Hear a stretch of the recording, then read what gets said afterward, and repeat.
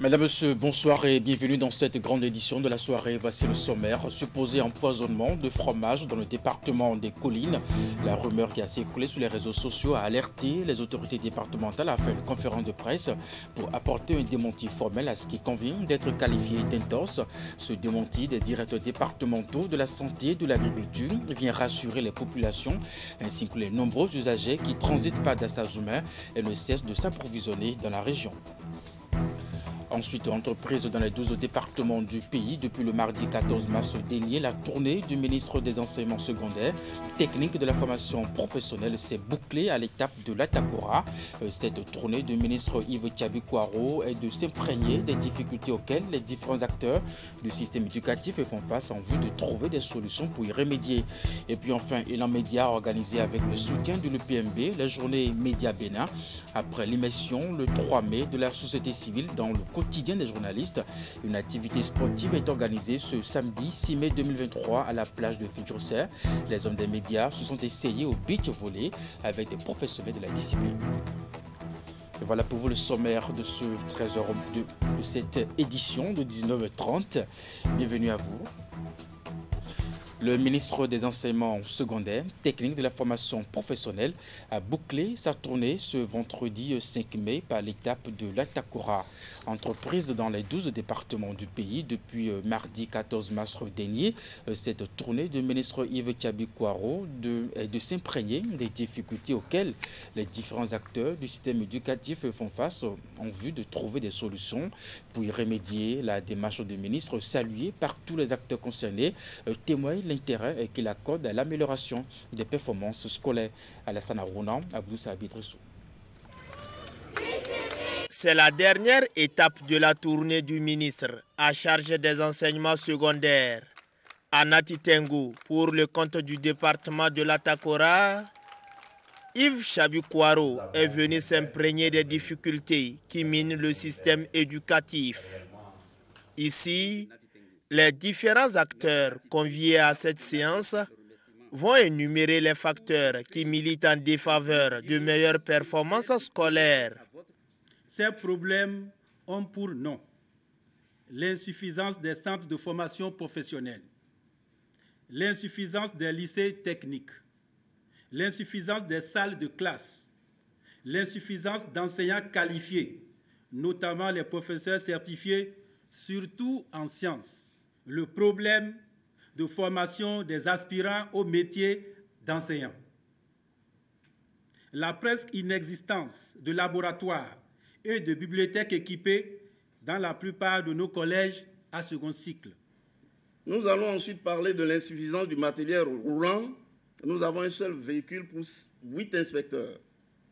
Et nous n'avons pas de CVA pour conduire le 10 véhicules. Toutes ces préoccupations sont prises en compte par le gouvernement au dire de l'autorité ministérielle qui a d'ailleurs mis l'accent sur les réformes engagées et les orientations données pour rendre performant le sous-secteur des enseignements secondaires, techniques et de la formation professionnelle. À toutes ces préoccupations, nous avons donné des réponses. Heureusement, c'est des chantiers que nous avons déjà ouverts. Nous travaillons déjà sur ces chantiers pour donner satisfaction aux différents acteurs. Ce que nous aurons à faire, c'est d'accélérer l'exécution des chantiers et surtout d'imprégner une gestion, rapprochée des acteurs. Il faut noter que les différents acteurs ont salué les réformes en cours. Ils ont également salué les mesures, sociales prises par le gouvernement tout récemment, l'exonération de la contribution des filles au second cycle. Ils ont salué également le programme AME, ils ont fini par comprendre ce que c'est.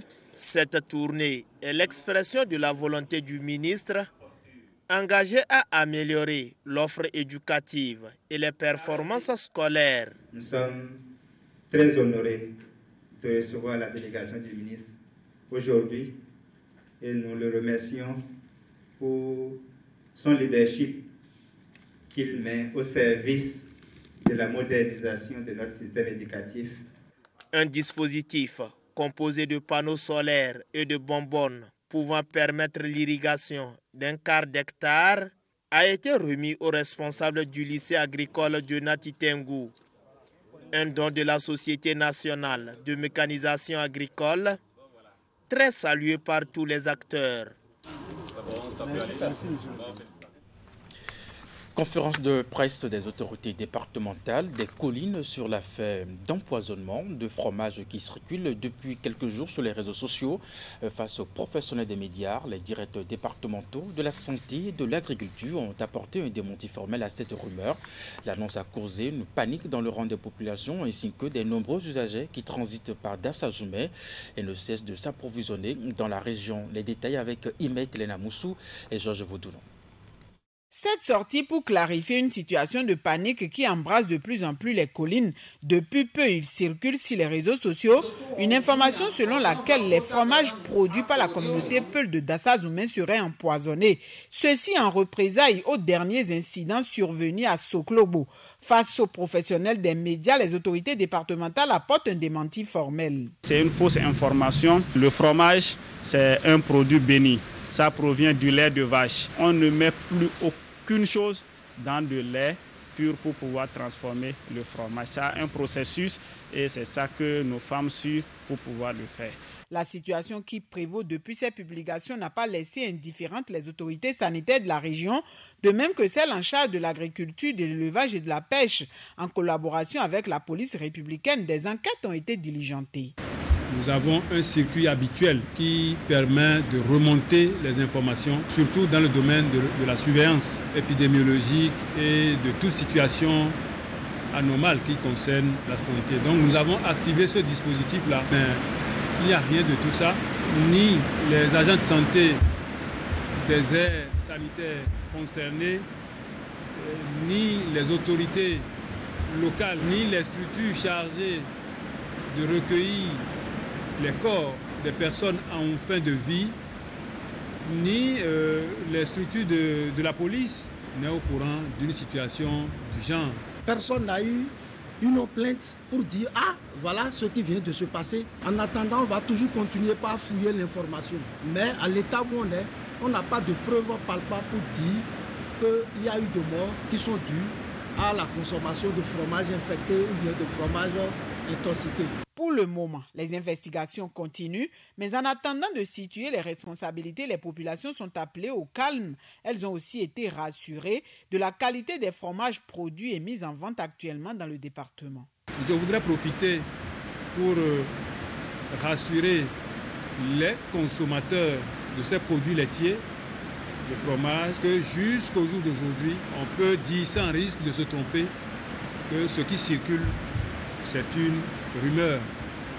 Néanmoins, nous allons conseiller à toutes ces dames, à toutes ces personnes qui sont impliquées dans cette filière de veiller à la bonne conservation de ce produit et de profiter pour éliminer systématiquement tout produit dont l'État paraît suspect. Pourri par exemple, gâté, fermenté jusqu'à un certain degré. Profitant des caméras et micros, les autorités ont également prodigué des conseils aux fabricants de ce produit laitier. Ils sont appelés à veiller davantage à l'hygiène des récipients utilisés afin de préserver la santé des consommateurs. Célébration ce vendredi 5 mai de la journée internationale de la sage-femme. C'est la commune d'Abomey-Calavi qui a accueilli les manifestations officielles de la 33e édition. La cérémonie de commémoration a servi de cadre de réflexion aux sages-femmes, surtout sur l'amélioration de leur performance. C'était dans les locaux de l'hôtel de ville de la commune d'Abomey-Calavi. Reportage bien entendu avec Titi Goudalo. C'est une belle ambiance. Et c'est aussi l'hymne de la sage-femme.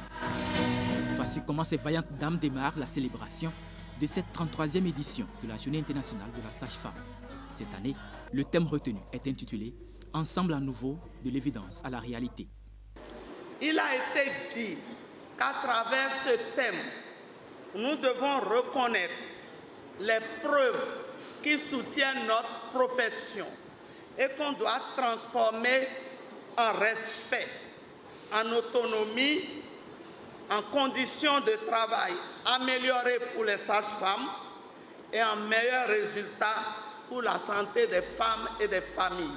Et quand il s'agit de leur autonomie, le partenaire du projet SWED a un programme bien concocté pour ces sages-femmes. Ceci non seulement pour l'importance de leur rôle, mais aussi pour l'autonomisation des femmes en général. Bien conscient du rôle ô combien important de la sage-femme, que le projet SWED, mis en place par le gouvernement avec l'appui financier de la Banque mondiale, soutient la tenue de ce grand événement qui nous réunit tous avec le soutien d'autres partenaires techniques et financiers, dont l'UNFPA, l'OMS et l'UNICEF. La célébration de la Journée internationale de la sage-femme, c'est aussi une occasion de réflexion sur leurs conditions de vie et de travail, ainsi que les défis et perspectives. Actuellement, c'est le projet du mentorat clinique de la sage-femme qui s'impose dans les débats. Après le moment de sensibilisation, de dissuasion, viendra celui de la répression des comportements indélicats. Mon souhait le plus profond est plus qu'aucun infirmier ou sage-femme ne soit auteur de pratiques non conformes à la réglementation. Je souhaite que vous soyez des exemples et une source d'inspiration pour la génération montante, non seulement par la qualité de vos prestations, mais aussi, surtout, les valeurs que vous incarnez. Les meilleures sages-femmes mentors identifiées sont accompagnées pour mieux accomplir leur mission. Elles sont désormais dotées de matériel roulant. Ceci grâce au partenariat avec le projet SWED. Un compte rendu de Ali Moumouni, Rachidi Soubirou. Nous parlons d'une autre journée à présent, la journée internationale du travail. L'association des coiffeuses de Parakou n'est pas restée en marge de cette célébration. Ce 1er mai, ces artisanes ont l'instant d'une journée abandonné leurs ateliers pour se pencher sur les défis de leur secteur, mais surtout pour festoyer. Pour l'occasion, elles se sont donné rendez-vous dans une mosquée, à l'église également, et dans une buvette. Jacques Degbe, Mandel Atiogbe les ont suivis sur ce trajet. Voici le compte rendu. C'est par une messe d'action de grâce qui fait suite à une prière musulmane la veille que les coiffeuses de Parakou ont lancé les hostilités de cette fête du 1er mai. Ici, à la cathédrale Saint-Pierre et Paul, elles ont d'abord prié et louangé le Seigneur qui leur a permis de voir ce jour. Je voudrais, au début de cette homélie, saluer votre profession pour cette initiative d'une messe en la fête du travail, en la fête de Saint-Joseph. Tout ce que nous faisons, quelle que soit notre religion, nous sommes invités à le mettre entre les mains du Seigneur. Capet ensuite mis sur une buvette de la ville où ces artisans ont dans un premier temps suivi une communication détaillée sur les violences basées sur les genres. La substance de la communication, c'est de dire qu'il y a différentes sortes de violences, mais que la violence ne résout pas le problème. La violence exercée sur la femme ou sur la fille n'est pas vraiment le meilleur moyen de résolution des problèmes qui se posent et qu'il faut vraiment passer par le dialogue. Après ces deux étapes, place maintenant à l'apothéose. Autour de plats copieux et dans une ambiance festive, les coiffeuses de Parakou ont marqué d'un cachet spécial l'édition 2023 de la fête du travail. On devait fêter le mois de mars et le professeur de collège était en carême. On n'a pas voulu faire une fièvre, on n'a pas voulu fêter sans eux. Nous allons projeter le 1er mai qui est la fête du travail et festoyer ensemble, communier, se partager un repas et faire un peu la fête et oublier un peu les stress et le souci. C'est une manière de se solidariser tous. L'artisanat à Parakou, et quoi qu'en soit ce que les gens disent de ça, est uni. L'artisanat est indivisible à Parakou. Je rends un vibrant hommage à tous ces braves dames, les coiffeuses. C'est une grande association, une association dont on n'en parle plus, parce qu'elle a fait ses preuves. Alors, ma présence à ce lieu aujourd'hui, pour cette fête, c'est juste pour les honorer, parce qu'elles méritent plus que ça. Et je salue leur présidente, qui est d'ailleurs l'une des élues consulaires des chambres de métier. Faisant déjà preuve d'une grande solidarité au sein de leur association, les coiffeuses de Parakou sortent encore plus unies de cette fête du 1er mai et sont prêtes à relever d'autres défis pour l'évolution de leur corps de métier. Et nous restons à Parakou pour évoquer notre sujet. Producteurs comme commerçants, les acteurs à la base dans les filières des produits tropicaux ont enfin compris la politique du gouvernement de limiter les exportations de ces produits. Ce n'est pas moi qui le dis, mais plutôt le président de la Fédération nationale des acheteurs des produits agricoles et tropicaux du Bénin, FENAPAT Bénin, à la faveur d'une interview à nous accorder. Ibrahim Boukari rassure que lui et ses collègues se sont désormais mis d'accord pour respecter les différentes réformes opérées par l'exécutif dans le secteur. C'est le résultat de plusieurs campagnes de sensibilisation effectuées aussi bien par le service des douanes que par le ministre de l'Agriculture, Gaston Kossi Dessouy a-t-il souligné. On l'écoute. Nous, par rapport à ce qui se passe sur le terrain, et pour ramener l'ordre, et la réunion que nous avons à tenir à Cotonou, il est quand même bon que nous appelons nos mandants et leur faire la restitution. C'est en ça qu'on a demandé au DG, donc il nous a accordé pour que la douane puisse descendre ici pour faire la sensibilisation et les conduites à tenir désormais. Ce qui a été fait aujourd'hui. Donc tous les douaniers étaient présents ici. Donc c'est ça la sensibilisation pour que quelqu'un ne dise pas que vraiment qu'il n'est pas informé. Et ils l'ont fait et tout le monde a compris. Nous sommes là dans la réforme du gouvernement et accompagner le gouvernement et aussi comment faire pour ravitailler SIPI, qui a une grande usine dans le pays. Nous tous, nous sommes là-dedans. Parce que les acteurs, c'est nous qui sommes sur le terrain. Nous sommes en contact directement avec les producteurs. Nous achetons et nous vendons auprès de ces transformateurs. Donc, la douane est venue nous faire la sensibilisation et la restitution de la réunion tenue à Cotonou avec les deux ministres. Il y a une fille de convoyage. Tout le monde a compris que personne ne peut rouler. Pour rouler, aujourd'hui, c'est de 6 h du matin, de 6 h du matin à 18 h. Donc, et avant de partir, tu dois aller prendre un visa, le cacher auprès de la douane avec fille de convoyage. Ça va réglementer le désordre sur le terrain où les gens prennent les chargements en autre direction d'autres pays. Aujourd'hui, tout est fini. On doit dire merci à la douane parce qu'ils sont en train de faire un bon travail sur le terrain. C'est en train de réglementer tout. Parce que la République, elle nous appartient nous tous, qu'on doit tous soutenir. Donc, tout le monde a compris. Il n'aura plus à faire, je ne savais pas, tout le Bénin s'est réuni ici. S'ils arrêtaient quelqu'un, c'est ceux-là qui ne veulent pas comprendre qu'ils arrêtaient. La douane n'a jamais arrêté quelqu'un comme ça au hasard. Ils n'ont pas refusé que les produits circulent. De Kalalé jusqu'à Cotonou, ils peuvent circuler. Aujourd'hui, avec fille de convoyage, mais aujourd'hui, c'est en train de cesser quand même. Tout le monde a compris. Aujourd'hui, il faut amener les produits vers nos usines, surtout SIPI, que nous encourageons beaucoup, beaucoup. Et l'État aussi, la réforme du gouvernement, nous sommes là-dedans. Je pense bien le message est que tout le monde respecte les tests de notre pays. Les tests de notre pays. Parce que c'est notre pays. On ne peut pas faire enrichir d'autres pays et appauvrir notre pays.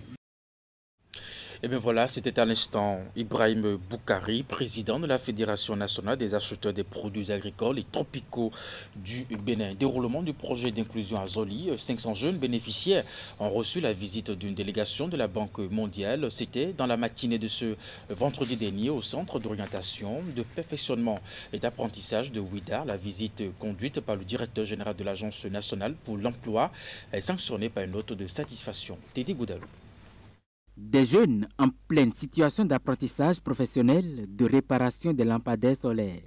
Ils proviennent de tous les départements du Bénin et ont fait objet d'une sélection rigoureuse grâce au projet Azoli. Lors de la première semaine, on nous a appris le démontage, le montage des panneaux solaires, des batteries, des régulateurs, des luminaires. Je suis tellement ravi de cette formation parce que lorsque j'étais au village, j'avais l'idée de faire ça, mais les moyens ne me permettent pas d'aller en apprentissage. Et d'après quelques temps, dans une forum, j'ai reçu le message et je me suis précipité pour aller s'inscrire. Donc c'est comme ça, après l'inscription, on nous a fait un test de recrutement. Donc après le test là, je me suis retrouvé ici. Nous sommes en train de former les jeunes sur les métiers déjà de compréhension de la conception d'un lampadaire pour pouvoir les assembler, les réparer et faire la maintenance, que ce soit des lampadaires LED conventionnels comme des lampadaires solaires. Derrière le projet d'inclusion à Zoli, c'est plusieurs partenaires dont la Banque mondiale. Et pour constater les impacts de leur contribution financière, ils sont ici dans le centre d'orientation de perfectionnement et d'apprentissage de Ouida, dans le département de l'Atlantique. Et nous sommes venus leur montrer à quoi sert le financement qu'ils nous apportent, et ils ont pu voir eux-mêmes, les jeunes, au travail, en apprentissage, ce à quoi ont servi les différents déblocages de fonds que nous avons reçus pour accompagner ce projet. Comme vous pouvez le constater, le rôle de l'ANPE, qui est d'accompagner les jeunes à l'insertion professionnelle, c'est cela que nous venons faire ici. Ces jeunes seront formés pendant 6 mois avec l'accompagnement d'une entreprise privée, ADMEC, avec qui nous sommes en partenariat. Et à la suite de cette formation, nous allons réaliser le plus important, l'insertion professionnelle. L'entreprise ADMEC se promet déjà d'en recruter 200.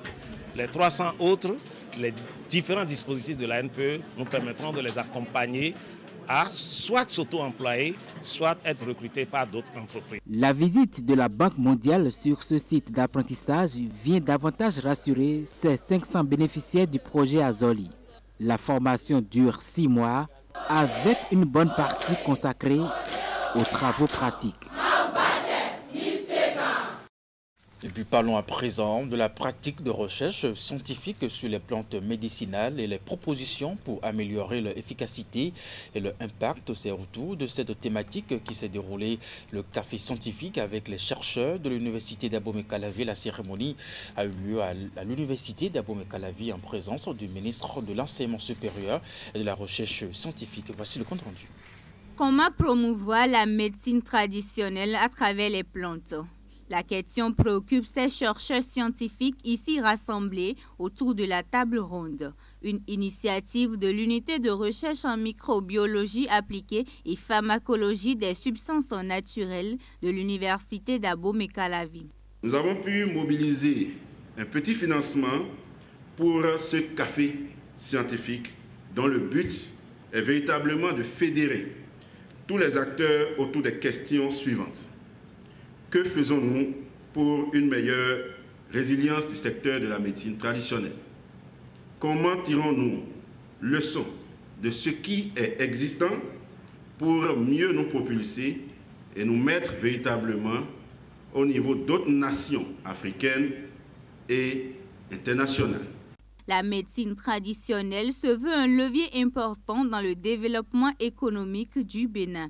Cependant, elle reste minée par un véritable problème d'inefficacité et de contrôle de qualité. Le problème d'originalité est une préoccupation majeure car il arrive souvent que des tests similaires soient effectués plusieurs fois sur les mêmes plantes par les différents chercheurs avec des résultats différents. Il n'y a que la recherche scientifique et Léonore Yahi Ladeka n'a ménagé aucun effort pour soutenir l'initiative, pour qui d'ailleurs la valorisation de la médecine traditionnelle fait partie intégrante du programme d'action du gouvernement. Au niveau de la politique du gouvernement en matière de recherche et de l'innovation, nous avons eu des orientations sur la nécessité de valoriser le savoir-faire alors local. Et tout un axe stratégique a été dédié à cela. La valorisation des savoirs endogènes, parce que nous savons faire beaucoup de choses. À l'issue de cette table ronde sur la pratique de recherche scientifique sur les plantes médicinales, propositions pour améliorer leur efficacité et leur impact, d'importantes recommandations sont faites en présence de l'autorité ministérielle, notamment la création d'un laboratoire de la médecine traditionnelle. Et puis dans le cadre des préparatifs du CEP prévu pour démarrer le 5 juin prochain, il a été procédé ce vendredi au tirage au sort des épreuves à option. Ainsi, en éducation artistique et arts, c'est l'épreuve de couture qui est donc choisie. En éducation physique et sportive, les candidats composeront en gymnastique et lancer de balles. La cérémonie de tirage au sort s'est déroulée à Porte-Novo en présence du ministre des Enseignements maternels et primaires, Salimane Karimou. Suivons-le. Les épreuves tirées servent à mesurer chez nos candidates et candidats leur génie artistique et leurs aptitudes physiques. C'est pour sacrifier à cette tradition que nous sommes tous mobilisés en ce lieu cet après-midi. Une fois le tirage fait, à coup sûr, il incitera nos vaillants directeurs d'école et enseignants titulaires des cours moyens deuxième année à redoubler d'ardeur en mettant un point d'orgue sur l'élaboration puis l'administration d'instruments de mesure en rapport avec ces épreuves dans leur pratique quotidienne de la classe dans le but d'affiner la préparation de leurs candidates et candidats.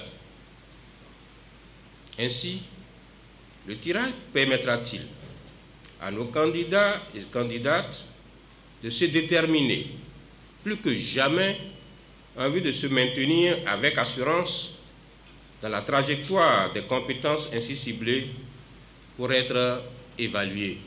C'est le lieu pour moi de saluer chaleureusement nos valeureux directeurs et enseignants en charge des cours moyens deuxième année qui, le cœur à l'ouvrage, assurent sans désemparer l'encadrement de leurs candidates et candidats avec abnégation et professionnalisme, motivés par l'unique souci de les voir triompher tous du certificat d'études primaires.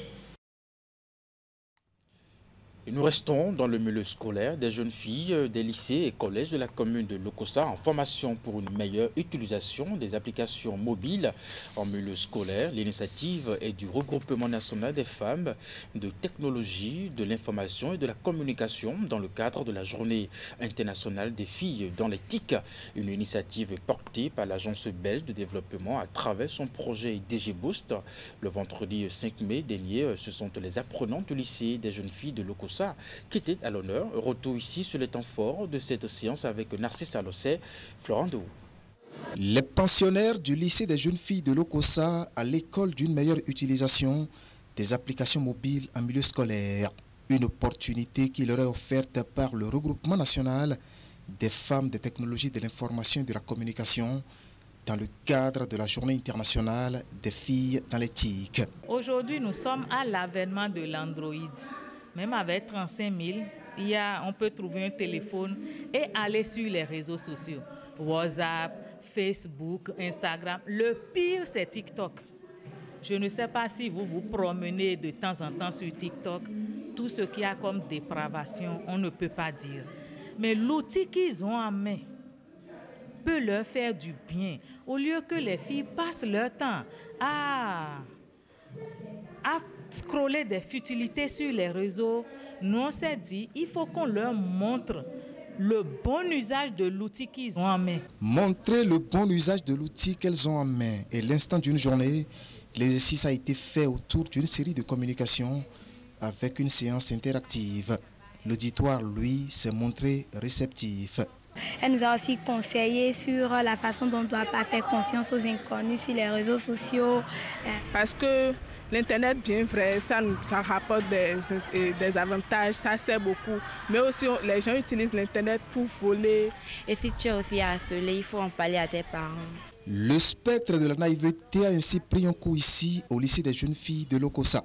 Les astuces données vont même au-delà de l'environnement scolaire ou universitaire. Donc il faut qu'on permette à nos jeunes filles, même s'ils ne veulent pas être docteurs, même s'ils ne veulent pas être ingénieurs en télécommunication, en tant que coiffeuses, avec l'outil qu'ils ont en main, ils peuvent aller sur YouTube, taper telle chose concernant leur métier, ils ont tout. Ils n'ont même pas besoin de se déplacer. Avec leurs outils, ils peuvent vendre leurs services à beaucoup de personnes sans même se déplacer. Le regroupement national des femmes d'éthique tient ainsi le pari d'un exercice organisé chaque année pour l'épanouissement de la gente féminine. Une initiative portée par l'Agence belge pour le développement à travers son projet DigiBoost conçu pour renforcer l'écosystème de l'entrepreneuriat numérique au Bénin. L'un des sous-résultats du projet concerne la consolidation de la communauté Women in Tech qui passe par le renforcement de capacités de ses membres, l'appui aux divers événements de la communauté et l'appui des événements stratégiques pensés par le Women in Tech et d'autres communautés sœurs comme le Réseau national des femmes dans l'éthique. Après Samekoudi l'année dernière, l'OCOSA s'offre donc le privilège de bénéficier des services du regroupement national des femmes d'éthique, un creuset recommandé par l'Union internationale des télécommunications. Nous restons toujours avec Narcisse Alossé. La campagne Tolérance Zéro au travail des enfants, on en parle encore. Après le lancement au plan national, place à la phase départementale et nous allons prendre, bien entendu, la direction du département du Koufo où cette campagne a été officiellement lancée jeudi dernier à Plaroué. L'événement a regroupé autour des autorités, responsables d'ONG, leaders d'opinion et têtes couronnées. Voici les images. 2 membres du gouvernement assistés de la représentante résidente de l'UNICEF au Bénin pour lancer à l'échelle départementale du Koufo la campagne Tolérance Zéro au travail des enfants. Ici, les regards sont beaucoup plus tournés vers les sites d'exploitation et d'extraction de gravier vus comme des secteurs à forte prévalence. Mesdames et messieurs, nous observons en effet autour de nous, et ce, presque au quotidien, des enfants contraints d'effectuer des travaux dont la pénibilité dépasse leur capacité physique et ils y sont contraints par des adultes. Comme vous pouvez vous en douter, certains de ces enfants se retrouvent dans des chaînes de production complexes, dangereuses, qui usent leur santé, voire parfois leur vie. Il importe en outre que chacun de nous devienne un vecteur de sensibilisation pour le bien-être physique et morale de nos enfants. Cela y va de l'avenir de notre pays. Et pour y parvenir, l'assistance composée d'élus locaux, de responsables d'ONG et bien d'autres leaders d'opinion des dignitaires religieux a été sensibilisée sur les mécanismes de protection des droits des enfants. Il existe une forte corrélation entre le revenu des ménages et le travail des enfants, surtout dans ses pires formes. Il est donc crucial de mettre en œuvre des mesures de lutte contre la pauvreté en appui aux familles les plus vulnérables. Juste après la phase protocolaire, la délégation gouvernementale s'est rendue sur le site des DV pour voir si les enfants y travaillent encore comme par le passé. Sur place, aucune trace de main-d'œuvre juvénile. Cette campagne lancée le 14 avril dernier va s'étaler sur 4 mois avec au programme des activités qui concourent à l'élimination du travail des enfants au Bénin.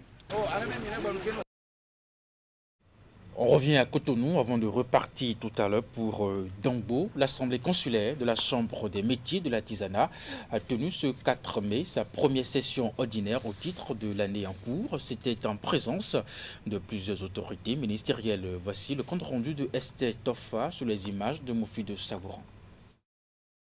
À cette première session ordinaire de l'Assemblée consulaire de la Chambre des métiers de l'artisanat, il est question pour les participants d'étudier et d'adopter 2 documents fondamentaux. Le règlement intérieur pour codifier notre savoir-vivre en commun et le manuel de procédure opérationnelle, administrative, comptable et financière compatible avec notre statut d'établissement public. Mesdames et messieurs, c'est donc à juste titre que la présente session sera consacrée à l'étude et à l'adoption de ces 2 documents de base nous permettant de faire fonctionner notre institution consulaire en parfaite adéquation avec les thèses de la République. En présence des représentants des ministères du cadre de vie, de la décentralisation, des enseignements techniques et de la formation professionnelle, les élus consulaires ont échangé sur les sujets relatifs à la vie et au fonctionnement de la jeune institution. La session de ce jour se révèle ainsi être capitale pour la Chambre en raison des principaux points inscrits à l'ordre du jour qui sont entre autres la présentation du rapport d'activité de l'année 2022, la présentation du budget réaménagé au titre de l'année 2023, la présentation pour adoption du régime indemnitaire applicable aux élus, la présentation pour adoption du règlement intérieur et des grandes lignes du manuel de procédure qui constituent des documents très importants, sans compter les divers autres points inscrits à l'ordre du jour. La Chambre des métiers de l'artisanat a pour mission de promouvoir les activités des professionnels de ce domaine. Elle a été instituée par le chef de l'État dans le souci d'assainir le secteur au Bénin.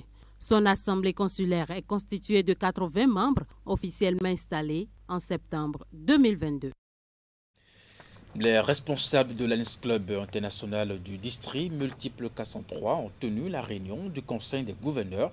Il s'agissait pour eux de faire le bilan des actions et de trouver des solutions aux difficultés qui entravent le bon fonctionnement de ce regroupement international Teddy Goudalo pour les détails.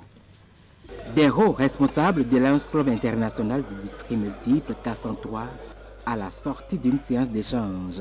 Il s'agit de la réunion du Conseil des gouverneurs au cours de laquelle ils font le point des activités effectuées à quelques semaines de la fin de leur mandat. Aujourd'hui, nous avons tenu la réunion du Conseil des gouverneurs.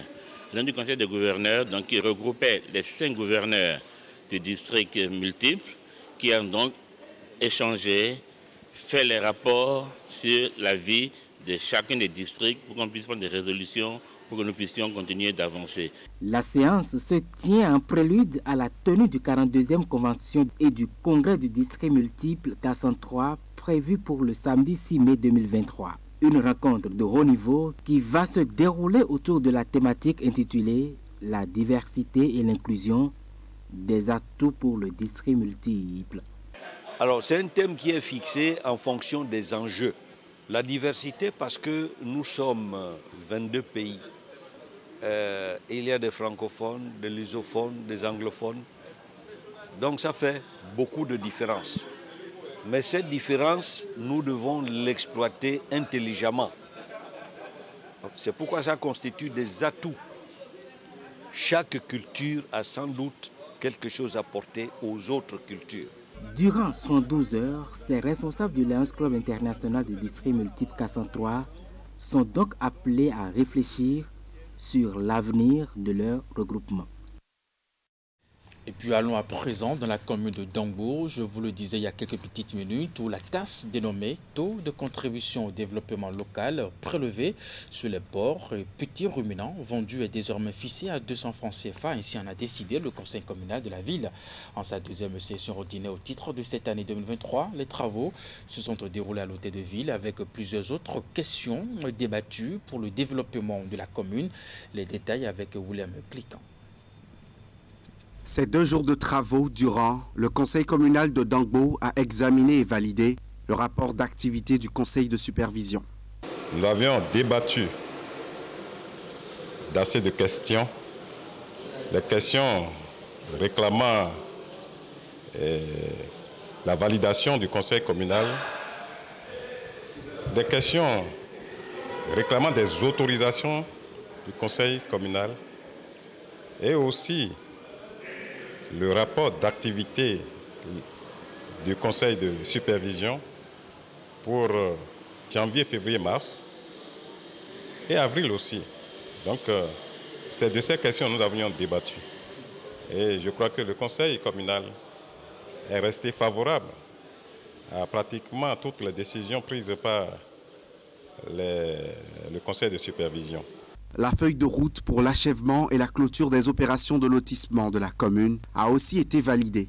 Les élus communaux de Dangbo, en plus du débat à propos du plan de mobilisation des ressources pour la santé communautaire, se sont penchés sur le commerce de petit bétail. Ils ont baissé le coût de la taxe dénommée taux de la contribution au développement local sur les petits ruminants et le porc vendu à 200 francs CFA. Que cela vous souvienne que le 29 juillet 2022, le même conseil communal a porté le taux à 300 francs, sachant que la loi lui permet de fixer le taux entre 100 francs et 500 francs par tête d'animal vendu.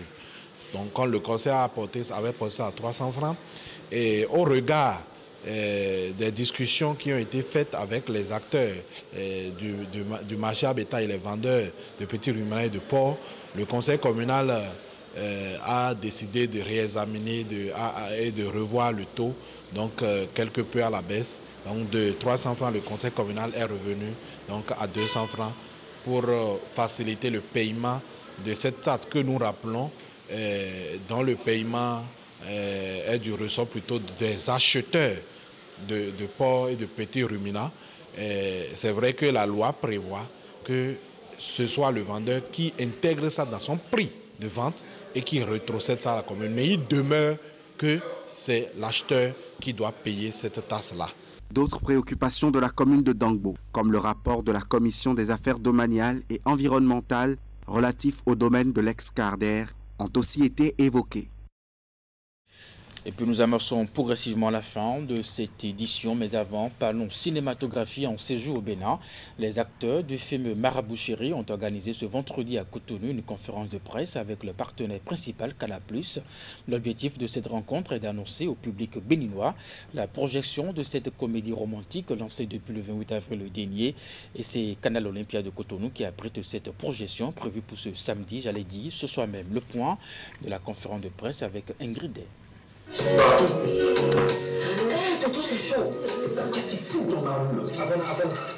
Le film Marabout Chéri en projection à Canal Olympia de Cotonou ce samedi 6 mai 2023 à 20h. C'est l'essentiel à retenir de cette conférence de presse animée par des acteurs de cette comédie romantique en collaboration avec leur partenaire principal Canal+. Je suis très heureuse de tout ce que je vois, de l'accueil. Surtout de l'accueil réservé aux films. Comme je l'ai dit, c'est un challenge pour nous qui faisons le cinéma grand écran. C'est un challenge de faire en sorte que son film soit vu et soit adopté par tous les pays de l'Afrique, même quand ces pays-là n'ont pas d'acteurs dans le film. Ça montre qu'il y a une vraie résonance en fait en termes de cinéma. Et je suis contente. On est là effectivement pour dire merci aux cinéphiles qui ont bien accueilli le film. On m'a dit depuis le 28, le film est en salle et les salles sont combles. C'est très bien. Ce qui est sûr, il y a de très grosses leçons à tirer de ce film, vraiment. Et je vous invite à le voir. Et puisque généralement les interprétations sont différentes, c'est sûr que mon interprétation ne sera pas forcément la même, mais il y aura une leçon aussi pour vous. Pendant près d'une heure, les conférenciers se sont entretenus avec les hommes des médias et partenaires sur le bien fondé de cette comédie romantique pleine de rebondissements. D'une durée de 82 minutes, ce long métrage aborde des thématiques telles que celle d'un couple qui part à la dérive, la corruption et le maraboutage. Le projet, déjà, il est assez intéressant. Il est porté par des gens qui ont un background qui est plutôt intéressant aussi. Et c'est surtout les moyens de production et toute la technicité qui avait été promise au départ. On a quand même à la réalisation Luis Marquez, qui a quand même apporté une touche particulière à une production précédente, Les Trois Lascars, qui a été multiprimée à une édition du FESPACO. On a comme chef opérateur Aziz Diallo, qui reste quand même l'un des meilleurs de la sous-région ouest francophone, ainsi de suite. Donc ce sont autant d'atouts qui ont plaidé, je pense, en faveur de la production et qui ont penché positivement de mon côté à la prise de décision. En tout cas, on a les talents. Et les talents sont déjà là. Souvent, ils sont même en dehors du Bénin. Et donc il faut qu'on puisse, en tout cas nous, avec A+ Bénin aussi, c'est notre ambition, de faire revenir ces talents acteurs de l'audiovisuel au Bénin pour travailler sur des projets béninois et avec aussi des talents panafricains aussi, si c'est possible. La projection au cinéma aura bien lieu en présence des acteurs. Prenez donc le rendez-vous à Canal Olympia de Cotonou pour vivre un moment inoubliable. Et puis avant de vous quitter, Elan Média a organisé avec le soutien de l'EPMB les journées Média Bénin. Après l'immersion le 3 mai de la société civile dans le quotidien des journalistes, une activité sportive est organisée ce samedi matin à la plage de Fidjrosset. Les hommes des médias se sont essayés au beach volley, vous le verrez tout à l'heure, avec des professionnels de la discipline. Reportage. Un week-end sportif à la plage de Fidjose. Ce sont les journées médias bénin de l'association Elan Média dans le cadre de la célébration de la journée internationale de la liberté de la presse. Les professionnels des médias s'essayent aujourd'hui à la pratique du beach volley. À chaque édition, nous avons une discipline sportive que nous promouvons. Et c'est pourquoi cette année, on a décidé d'être avec le volleyball, histoire de mieux nous imprégner du jeu volleyball et puis de donner un peu aussi de la promotion à cette discipline. C'est une discipline qui est, quoi qu'on dise, qui fait aussi de la fierté au Bénin. Première étape à la suite de l'échauffement, les explications des coachs professionnels du beach volley. Le match, ça se joue sur 21 points. Visiblement, les hommes des médias découvrent déjà des liens avec la discipline. Il est vrai, la touche est autorisée, mais la manchette... C'est le gros titre sur les jeux. Après cette parenthèse, ils assistent à une partie entre les pros avant de monter eux-mêmes sur le terrain. Oui, venez. Ouais. Venez. Mais non, on ne va pas laisser les dames de côté. Non. C'est très important. Apprentissage difficile, mais objectif atteint. Je pense que c'est passionnant. Comme je l'ai dit tout à l'heure, je n'ai jamais joué au volley. Encore plus le beach volley, parce qu'il y a toujours des différences. J'ai aimé. Je me suis dit, pourquoi pas? Peut-être que prochainement, je vais m'intéresser mieux au volley. Ce matin, les hommes des médias nous ont prouvé que ce n'est pas seulement les micros et les caméras et tout qui savent aussi faire quelque chose. Donc c'est vraiment intéressant. Ce rendez-vous sportif est la deuxième activité des journées médias Bénin de l'association Elan Média. Il est accompagné par l'Union des professionnels des médias du Bénin. Plusieurs autres activités viendront meubler le programme tout au long du mois. Et bien voilà, c'est ce que ça donne quand les journalistes sont au beach volley. Mesdames et messieurs, c'est la fin de cette édition. Merci de l'avoir suivi, de votre fidélité également. Une bonne suite des programmes sur Canal 3 Bénin et à très bientôt. Passez une très bonne soirée.